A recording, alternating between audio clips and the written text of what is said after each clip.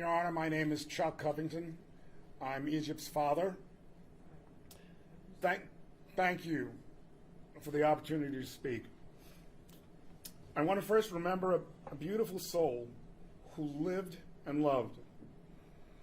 To remember the Egypt that she would have become.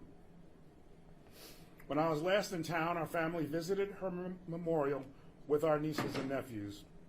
Egypt loved kids, but will have none of her own. There'll be no walking down the aisle. There'll be no living her life and filling hours. As mentioned previously, a piece of me and my family died when she did. We will never, ever be the same. How can we ever live the same? There's an overwhelming sadness which now and will always be a part of me and the rest of my family.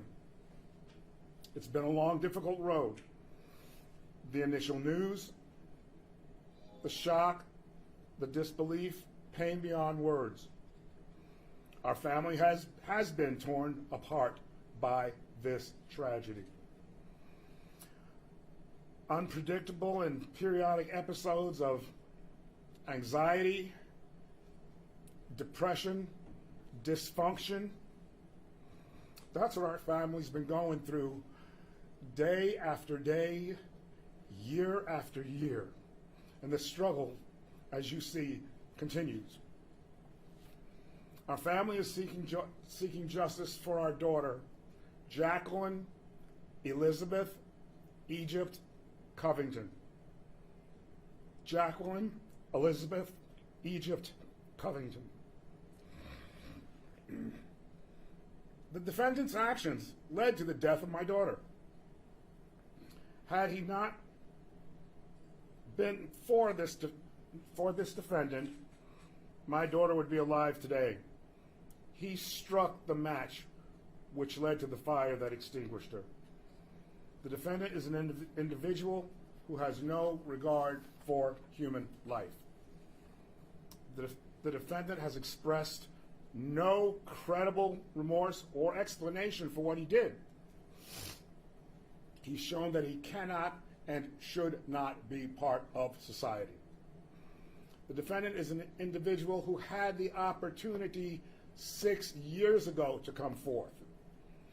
6 years that our family was wondering and waiting and waiting and waiting.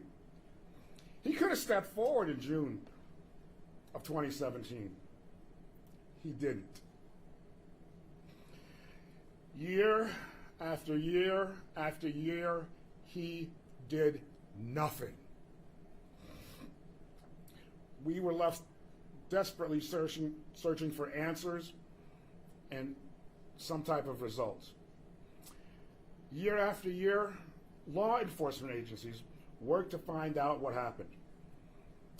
And there are many hours of hard work and investigators, and with the collaboration of the Van Buren Police Department, the Michigan State Police, the Wayne County Sheriff's Department, and Oakland County's Computer Crimes Unit, the defendant was caught.